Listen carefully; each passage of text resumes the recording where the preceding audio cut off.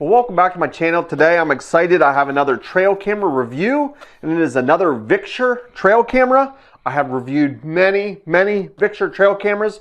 In fact, I think I own every single model Victure has ever released. But this is a new release. It is a Victure HC500. It is a Wi-Fi trail camera, and it's advertised as 30 megapixel. I'm going to do an unboxing. I'm going to put it out into the field, get sample photos and videos to show you what kind of quality it is. And then I'm going to touch on the Wi-Fi capabilities of this trail camera. What does that mean and how can you use that? But first, let's get into the unboxing. As I said, it's a Victure HC500. Here are some of the specs. It is a 30 megapixel for still photography. It does have the Wi-Fi control. It's IP66 waterproof rating, and it does have a very wide angle lens at 120 degrees. Inside the box, we get a user's manual and a welcome from Victure. Have the actual trail camera here. Take a little bit closer look at that in just a bit. For the accessories, we have an optional wall mount. This can be put together and used on the bottom of the trail camera. Have a USB cable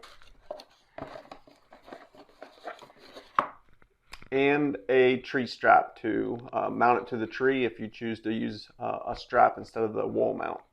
So for a closer look at the trail camera, you have the lens up here. Don't forget to take off all the coverings for all the lenses here. That would definitely affect the way the camera operates if you don't take those off. Here is your, has 3 different sensors to detect motion and to trigger the camera. We have one latch here on the side, which opens up just the viewing screen down here. And then you'll have your 3-position switch on, off, and setup. You also have some navigation buttons for in your menu over on this side. Also, with this lid open, you can see it has a battery tray down here and the release for the battery tray.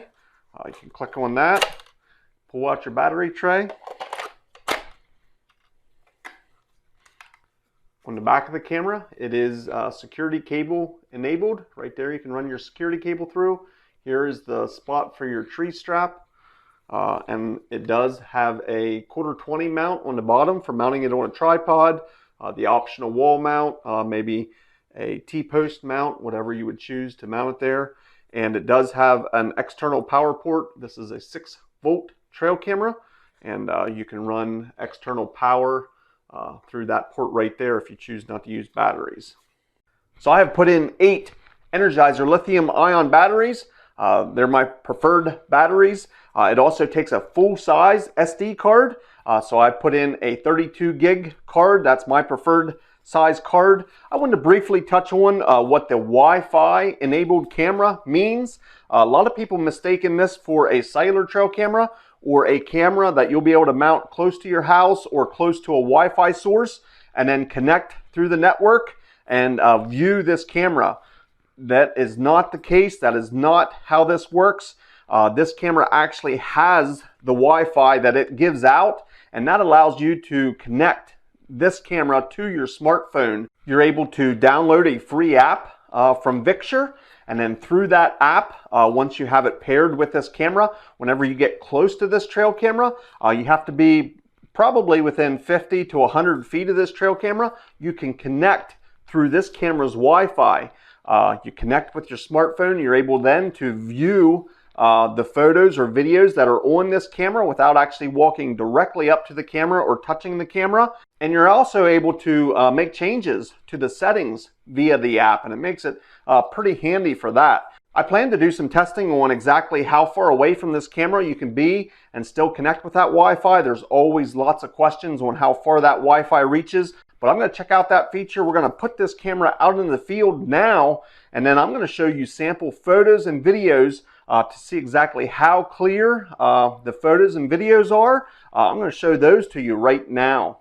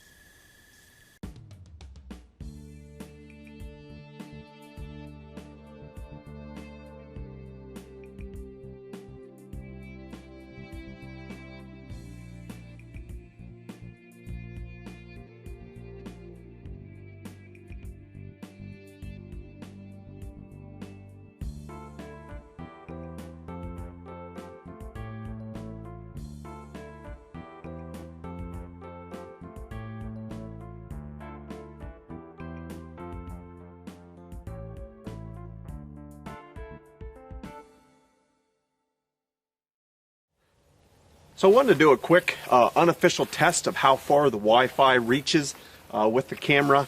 That's a #1 question I get: how far away can you be from the camera and the Wi-Fi still connect to your smartphone?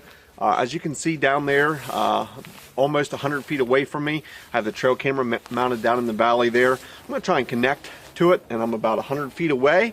So I'm going to open up the app. It takes a second here to scan. We're going to see if it can pick up the Wi-Fi on that camera.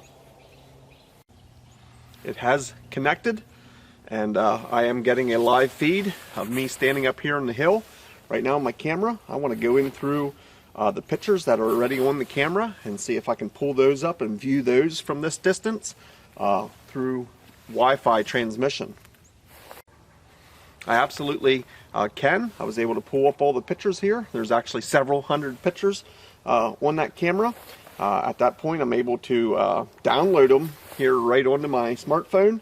I'm going to try to download one of them here to see how fast that goes, and at this distance. It has downloaded right there to my pictures on my smartphone. So that's nice. You can also delete them. It has a delete option there. You can select which photos you want to delete, and you can do that all remotely from the trail camera. Like I said, with it's kind of hard to judge distances here on camera with depth perception, but this is approximately 100 feet. I would say we're probably at the outer range of how far away this Wi-Fi will connect, but it definitely connected from this distance. So it's now time for my final thoughts, my pros and cons on how I see it from this trail camera. The HC500 has been a good trail camera, and I've actually used it for almost 3 months now. As you can see in the sample photos and videos I showed you, it's been quite a while that I was able to test this, and that's all the better for you. The durability has been very good. The battery life has also been well. I've only used that one set of batteries thus far in this trail camera. The picture and video quality were very good. I was able to use the Wi-Fi function, and there's definitely a time and a place for that. I like using that function when the camera is mounted really high up in the tree for maybe security purposes. You want to get it up out of the reach of people. You have it mounted up there.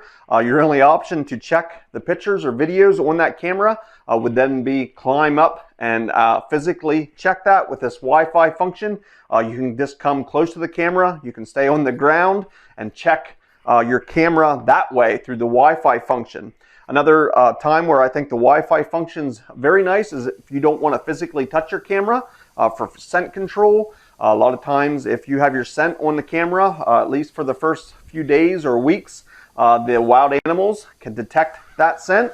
If you never actually touch your camera after you have it mounted, you just come close enough to connect with your Wi-Fi and then pull and look at your pictures or videos that way. That can be another huge benefit. So I like the Wi-Fi function. I didn't use it all the time, but having that feature is very nice.